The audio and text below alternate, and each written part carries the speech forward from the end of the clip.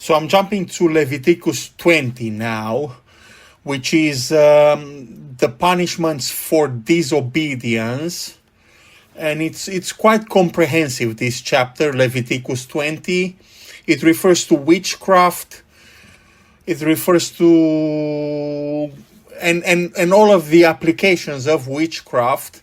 It refers to all of the most of the wrongdoings that one could imagine to be doing, and that includes homosexuality too. It refers to most of the wrongdoings possible, and I'm using King James Version. The King James Version is a little bit hidden in meaning. The King James Version is a little bit euphemistic, so I guess it's better to use euphemisms in speech whenever you can. So I'm using the King James Version for this reading. So Leviticus 20, commencing at the first verse. And the Lord spake unto Moses, saying, Again, you shall say to the children of Israel, whosoever he be of the children of Israel, or of the strangers that sojourn in Israel, that gives any of his seed unto Molech, he shall surely be put to death. The people of the land shall stone him with stones. So this is referring to giving your children as a burnt sacrifice, as a human sacrifice to a strange god, Molech. Okay?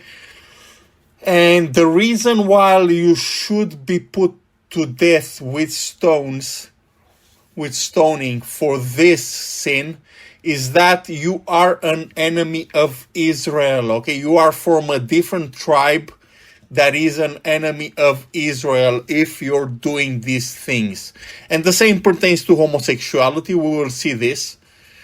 So let's move on. So verse 3, and I will set my face against that man and will cut him off from among his people, because he has given up his seed unto Molech, to defile my sanctuary and to profane my holy name. Verse 4, and if the people of the land do anyways hide their eyes from the man, when he gives up his seed unto Molech, and kill him not, then I will set my face against that man and against his family, and will cut him off, and all that go whoring after him to commit whoredom with Molech from among their people. Okay, so this, I guess this refers to sexual intercourse, I guess. Sexual intercourse in the in unholy rituals, unholy witchcraft rituals. Again, they are enemies of Israel if they are doing such things. So and that is the reason they should be put to death with stoning. Verse 6, and the soul that turns after such as have familiar spirits and after wizards, to go a whoring after them, I will even set my face against that soul, and will cut him off from among his people. 7, sanctify yourselves therefore, and be you holy, for I am the Lord your God. So again, the commandment, be holy as I am holy. We have seen this before. And you shall keep my statutes and do them. I am the Lord which sanctify you. For everyone that curses his father or his mother shall be surely put to death. He has cursed his father or his mother, his blood shall be upon him. And the man that commits adultery with another man's wife, even he that commits adultery with his neighbor's wife, the adulterer and adulteress shall surely be put to death. Okay, this is a very non-Jewish thing to do, I guess. So again, you are an enemy of Israel living amongst the people of Israel if you're doing this kind of stuff. And the man that lies with his father's wife has uncovered his father's nakedness. Both of them shall surely be put to death. Their blood shall be upon them. And if a man lie with his daughter-in-law, both of them shall surely be put to death. They have wrought confusion. Their blood shall be upon them. Okay, it's pretty clear so far. If a man also lie with mankind, as he lies with a woman, both of them have committed an abomination. They shall surely be put to death. Their blood shall be upon them. So this is referring to homosexuality. Homosexuality is a common trait among the enemies of Israel. So it is very, very clear you shall not have homosexuals among you. If you are from the people of Israel, there shall be no homosexuals among you, and that is pretty clear. And if a man take a wife and her mother, it is wickedness. They shall be burned with fire, both he and they, that there will be no wickedness among you. So again, having sexual intercourse with a lady and her mother, that's supreme wickedness. There should not be that kind of wickedness shall not be among the people of Israel. And if a man lie with a beast, he shall surely be put to death, and you shall slay the beast. Okay, so having intercourse with animals, that's supreme wickedness. And if a woman approach unto any beast and lie down thereto, you shall kill the woman and the beast. They shall surely be put to death, their blood shall be upon them. And if a man shall take his sister, his father's daughter, or his mother's daughter, and see her nakedness, and she see his nakedness, it is a wicked thing, and they shall be cut off in the sight of their people. He has uncovered his sister's nakedness, he shall bear his iniquity. Okay, so this is the sin of this is the sin of laying down with your family, the sin of okay, so the word escapes me right now. But it is supreme iniquity to see your sister's nakedness. And if a male shall lie with a woman having her sickness, and shall uncover her nakedness, he has discovered her fountain, and he has uncovered the fountain of her blood. And both of them shall be cut off from among their people. So you shall not have intercourse when a woman is having her period, basically. That's what it means. Again, it's very euphemistic. King James Version is very euphemistic, and I prefer it that way, I guess. It makes you think a little bit. It makes you guess a riddle. So King James Version is still the best version yet in the Bible, and I prefer it very, very much. Okay, verse 19. And thou shalt not uncover the nakedness of thy mother's sister, nor of thy father's sisters, for he uncovers his near kin. They shall bear their iniquity. Again, this refers to intercourse in your family. I guess that is supreme iniquity, so you should definitely not do that. And if a man shall lie with his uncle's wife, he has uncovered his uncle's nakedness. They shall bear their sin, they shall die childless. And if a man shall take his brother's wife, it is an unclean thing. He has uncovered his brother's nakedness. They shall be childless. Okay, that makes sense. That's about all. Okay. So that was verse 21. Verse 22. You shall therefore keep all of my statutes and all my judgments and do them, that the land whither I bring you to dwell therein spew you not out. Okay, so you should sanctify the land that you dwell in. You should sanctify it by your presence, by doing what's right. So again, doing what's right and keeping the Lord's commandments sanctifies the land. The crops become abundant. There will be abundance upon you if you follow the Lord's commands. Okay.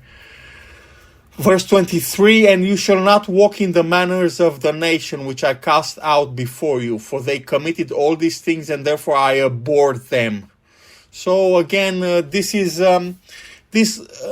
also said in the Psalms. The very first Psalm is says, "Blessed is the one who does not walk with the wicked." So this is the same kind of thing over here on verse 23. Verse 24, but I have said unto you, you shall inherit their land. I will give it unto you to possess it, a land that flows with milk and honey. I am the Lord your God, which have separated you from other people. So that's very, very interesting. A land that flows with milk and honey. I have never been to Israel and Palestine. I've never been over there. But from what I can gather, it is in fact a land that flows with milk and honey. The land over there, the agricultural land, gives good crops, and it's very, very good for crops and animal breeding and things like that. So I guess people should think about this. Is the land of Israel, the country of Israel, is the land over there flowing with milk and honey, really, compared to other lands? So how are the crops? You can make statistics, you can make such comparisons, and I guess you will see that Israel is a land that flows with milk and honey to this day, because people obey the law of the Lord. Okay, so that is the only reason that the land flows with milk and honey, because people sanctify it. People sanctify that land. Okay, verse 25, ye shall therefore put difference between clean beasts and unclean, and between unclean fowls and clean. And ye shall not make your souls abominable by beast or by fowl or by any manner of living thing that creeps on the ground, which I have separated from you as unclean. Okay, that's pretty clear. Verse 26, and you shall be holy unto me, for I the Lord am holy, and have severed you from other people, that you should be mine. Okay, so you should be holy as I the Lord am holy. That's very clear. To this day, it applies to Noahides too these days. You should be holy as I the Lord I am holy. It is clear that these kind of things apply to Gentiles too. And verse 27, the very last verse, a man also or a woman that has a familiar spirit, or that is a wizard, shall surely be put to death. They shall stone them with stones, their blood shall be upon them. So you should not dwell in witchcraft, because witchcraft is idolatry. So there exist two sins. There exist two unforgivable sins in Judaism, and that applies to Christianity and Islam too, and it may apply to other religions too. Though Buddhism deals in compassion, I guess. So there exist two sins which are abominable and unforgivable, and those are the sins of manslaughter and the sin of idolatry. So idolatry and manslaughter, unforgivable, scary, bad. You shall not dwell in these sins. You should stay away from people that have dwelt in those sins. Okay, so this was the punishments for wrongdoings, Leviticus 20. I've read from King James Version, and I wanted to, since I ended with a Quran verse in the previous segment, I wanted to read to you a Quran verse again, and it refers to wrongdoers or unbelievers. The Holy Quran refers to these terms interchangeably, wrongdoers or unbelievers. So whenever you see unbelievers in the Holy Quran, you should think of wrongdoers, okay? So it's actually stronger than being an atheist. It's actually stronger than not believing in the Lord. It's actually doing an action against the law of the Lord. So wrongdoers and unbelievers are referred to interchangeably in the Holy Quran. And I'm reading to you from Surah Al-Baqarah. As for those who persist in disbelief, it is the same whether you forewarn them or not. They will never believe. Allah has sealed their hearts, and their hearing and their sight is covered. They will suffer a tremendous punishment. Okay, so this is the idea of predestination that is treated by the Quran in a very interesting fashion. Predestination, or inshallah, if you really want to give it the right terminology. So, and these translate in Catholicism, it translates to providence. In Orthodoxy, it translates into grace, the grace of God. So we are saved by the grace of God. We are saved because God has chosen us. And the Holy Quran says here in this verse that invariably a wrongdoer, when confronted about his crime, will say that God made him do it. Okay? And that's a little bit of a blasphemy, but Prophet Muhammad over here bites the bullet and says, okay, God made you do it, God made you a sinner, but you're still a sinner. Okay? You are still a wrongdoer, even though God chose that path for you, if you're willing to say that. I'm not willing to say that. I'm not willing to say that God chose my sins, God chose my crimes.